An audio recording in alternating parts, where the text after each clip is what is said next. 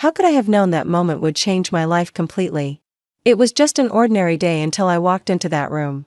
When I noticed the door was slightly open, something inside me shifted within seconds.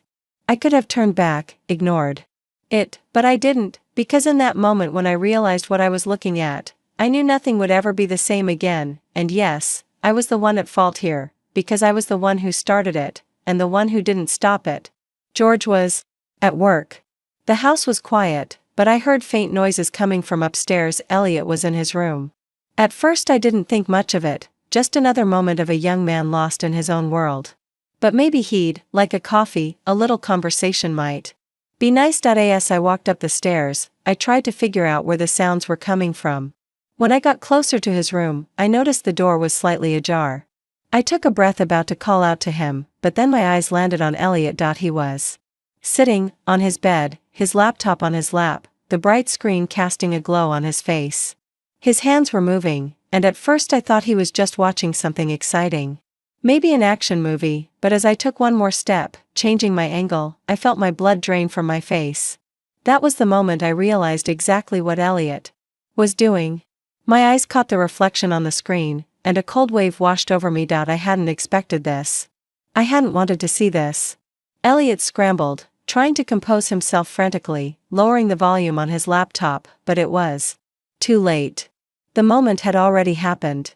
When our eyes met, his face turned bright red, the shame in his eyes undeniable. I'm sorry, he stammered, looking away. I felt frozen in place.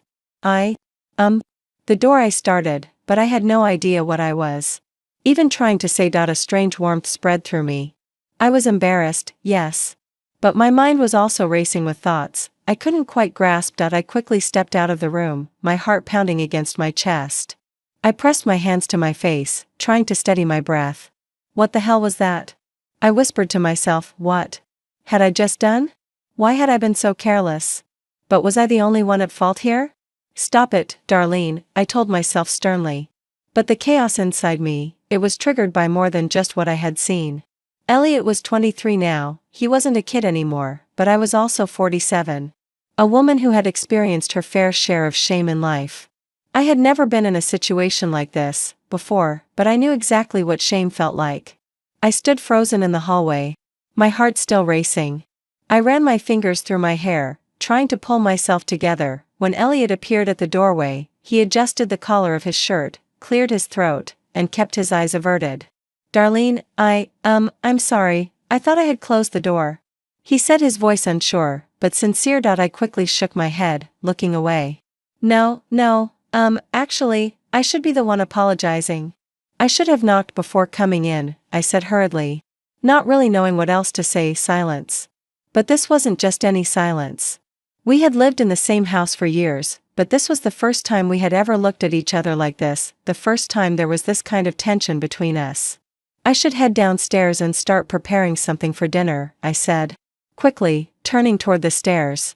My voice was trembling, but I was trying to hold it together. Elliot didn't say anything, he just followed me with his eyes, as if he was trying to piece something together in his mind. Before the big thing started happening between Elliot and me, don't forget to subscribe to my channel. Turn on notifications and listen to this story until the end. I promise you, everything is going to get really exciting. Until that evening, we didn't say a word to each other. No texts, no eye contact, not even small talk, but that silence, it whispered that things would never be the same again. At dinner, we sat at the same table, but we couldn't look at each other. The only sound was the clinking of silverware against our plates. We needed to talk to ease the tension. We both knew it, but how? That night passed, then the next day, and the one after that. Everything seemed normal, but nothing really was. Our silence only made the invisible tension between us grow even stronger. And then one afternoon, Elliot sat down next to me. I could see the hesitation in his eyes, but it was clear he wanted to fix things. Darlene, about the other day, I'm really embarrassed. I'm sorry. I didn't want things to be this way, please, I don't want this to ruin things between us. He said, his voice nervous but sincere. I took a deep breath. And no matter how strange and unexpected this was, I needed to put him at ease. I smiled, shrugged slightly, and said, Oh, Elliot, believe me, I've had my fair share of embarrassing moments over the years. Then I shared a few of those moments with him. His smile relaxed a little, and he nodded, his embarrassment fading slightly. At that moment, it seemed like the tension between us had lifted. But deep down, I knew nothing had truly passed. Even though everything seemed to be getting better, this conversation had completely erased the boundaries between us, and I could feel it. Things were about to go much, much further. Elliot let out a small chuckle, lowering his gaze to the table. "I guess we're even now," he said quietly. I frowned slightly and turned to him. "What do you mean?" I asked, curiosity creeping into my voice. For a second, his expression shifted, like he had just realized he had said something he couldn't take back. He rubbed the back of his neck, hesitating for a moment, but he had already started, and now he had no choice but to continue. He took a deep breath, then looked away as he muttered, "I've seen you, the same way you just didn't know about it." It felt like electricity had shot through my body. I froze for a moment, what I whispered as the weight of his words pressed down on me. Elliot's face was flushed, but he kept going. "I never told you because I was too embarrassed, but I never forgot about it. Actually, it was my little secret. Something I couldn't get out of my head." My heart was pounding wildly. A strange warmth spread through me, that foreign sensation that told me something had changed. Elliot's words weren't just a confession, they shattered every last boundary between us. I looked at him. He was looking at me too, and by now we both knew this wasn't just an ordinary conversation. The air in the room had thickened. Everything had shifted. From that day on, everything changed. There had always been a distance between us before, that invisible boundary that kept us apart. But now it felt like that boundary had completely vanished. Without even realizing it, I had started spending so much more time with Elliot, small moments, seemingly insignificant conversations. But in reality, each one only fueled the tension between us. Now we even sat and watched movies together. Before we would always keep our distance. But now, there was an unspoken pull between us. Something we both felt, but never acknowledged. Sometimes when Elliot rested his arm on the couch, when my hand brushed against his leg, when our laughter intertwined, I felt something strange inside me. But I tried not to think about it. One night I couldn't sleep. I kept tossing and turning in bed. But the restlessness inside me wouldn't let. Maybe there was only one thing on my mind: Elliot? This couldn't go on. I needed to set a boundary. If he had feelings for me, I had to say it outright and put a stop to it. With that thought, I got out of bed. My heart was pounding like crazy, but my feet had already taken me to Elliot's room. His door was slightly open and the dim light inside faintly illuminated the room. I stepped inside. I saw him. He was sleeping, but at that moment, my eyes weren't on him. They were fixed on something else, something big. My breath caught, my body froze for a moment. Seeing him like that sent a storm raging inside me. I shouldn't have seen it. I should have turned around immediately, but I didn't. I stood there for a few seconds trying to understand what I was feeling. Then I quickly pulled back. There was something inside me that I couldn't suppress. But I had to ignore it. I returned to my room, lay down, but nothing was the same anymore. That night, I had no idea how much more complicated things would become. No matter what I did, I couldn't resist this growing closeness with Elliot. With each passing day, the boundaries blurred even more. And the pull between us only got stronger. I didn't even realize when things had gone this far, but the one thing I knew was that turning back was becoming impossible. And then Elliot came home like that. He was drunk. The noise from the door, the things he knocked over, the sounds could have woken George. But I knew how hard it was for George to wake up. So I quickly stepped out of my room and went to Elliot. I didn't even have time to properly fix my clothes before I was standing right next to him. Elliot's eyes were slightly unfocused and a faint smile played on his lips. "Darlene, are you real?" He mumbled, his words slurred from the alcohol, but still sincere. I took a deep breath and grabbed his arm. "Elliot, come on. You can't go upstairs like this. We have to be quiet." But Elliot's eyes were locked onto my face. He smiled softly, his gaze slowly traveling over me. "You know, you're really beautiful. Have you always been this way, or did I just never notice?" I froze for a second, but then quickly pulled myself together. "Elliot, that's enough. Come to the kitchen. I'll make you some coffee." I slowly led him to the kitchen. I was trying to sober him up a little, but because of Elliot's gaze and the things he was saying, something inside me was also unraveling. Elliot sat down on the chair while I prepared the coffee, but suddenly, the cup slipped from his hands and spilled onto the counter. "Ah, Elliot, You need to be more careful. I whispered quickly, trying to clean up the mess. But Elliot just smiled softly. Were you always this sweet? I hurriedly cleaned up the kitchen. We couldn't stay here any longer. George was sleeping upstairs. But with Elliot in this state, he couldn't afford to make any more noise. All right, we're going upstairs, but be quiet, I warned, slipping my arm around his and guiding him toward the stairs. When we got to his room, his movements were even more unsteady. He needed to change his clothes, but he was too out of it to do it on his own. At first, I wanted to turn around, but when I saw him struggling to take off his shirt, I instinctively helped him. As my fingers reached for the buttons of his shirt, Elliot's breathing slowed. At that moment, the tension between us filled the air. The silence only made it more intense. I knew exactly what I was doing. Yet at the same time, I had no idea if Elliot was looking at me differently. And this was one of those moments, one of the moments we could never take back. Elliot hesitated while changing his clothes. He let his hands fall to his sides and locked eyes with me.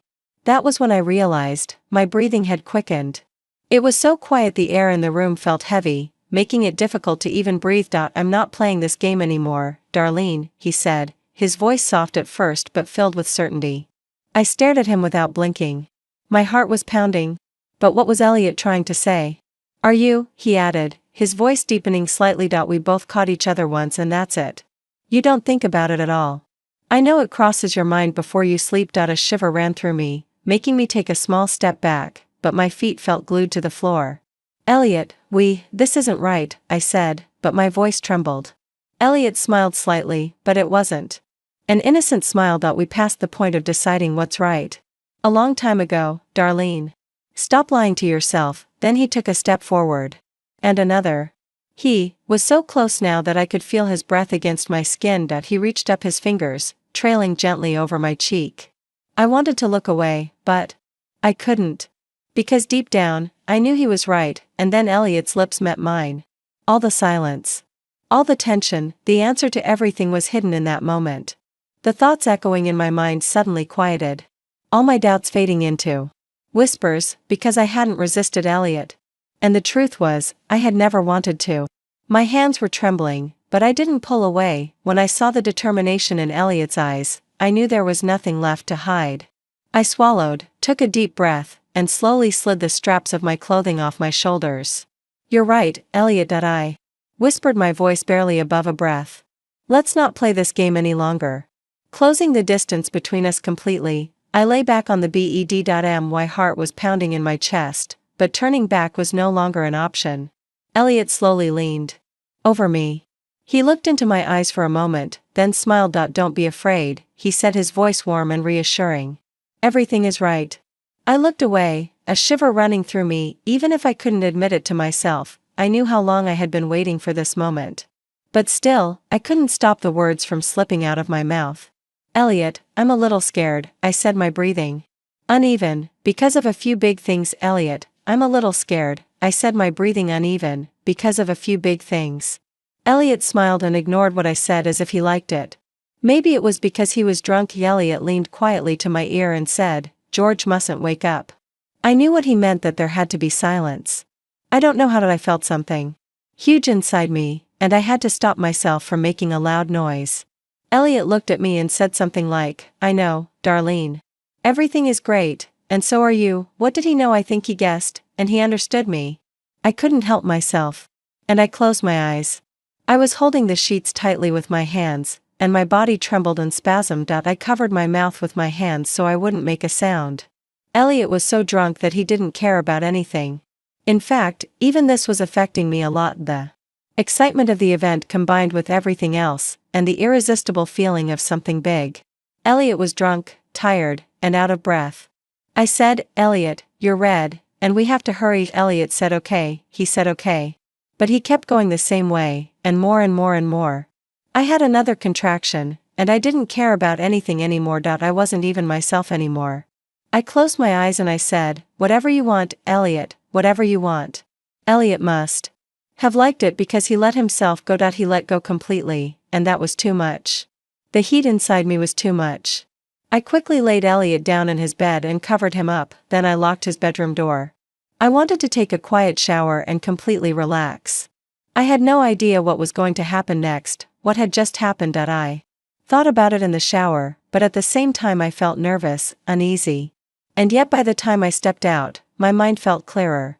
Weirdly enough, I actually felt calm. Couldn't even be mad at myself because my body felt just as relaxed as my mind. I got dressed in silence, walked to my bed, and went to sleep as if nothing had happened. But the truth is, this was just a moment of excitement, a rush of reckless desire, but nothing was ever that simple. And this? This wasn't going to stay simple either. It didn't stop here. It couldn't. Bigger things happen, more intense things. And in the end, George was going to find out everything. This story isn't over yet. Make sure to follow and subscribe, so you don't miss what happens next. Turn on notifications and leave a comment. It helps you one step ahead for these stories. Your support means everything. And if you've made it this far, thank you for listening.